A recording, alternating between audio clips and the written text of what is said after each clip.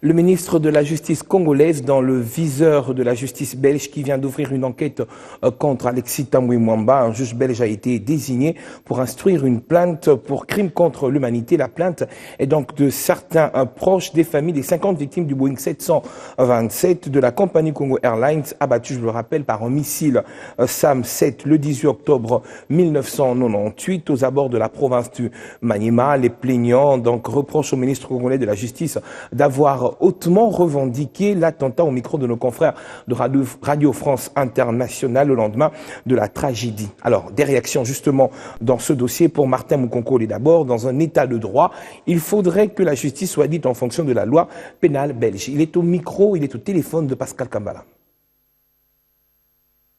Nous battons dans notre pays pour l'instauration d'un état de droit. Et nous disons que la bonne manière de faire vivre un état avec ses effets comme un état de droit, il faut que la justice soit dite et soit faite conformément aux prescrits et aux normes. Et aujourd'hui, la situation qui est en train de poursuivre le ministre de Tambwe Mwamba par rapport à un acte qu'il a posé, je crois que c'est un exemple qui pourra nous permettre tous de pouvoir veiller à notre façon de nous comporter et d'agir.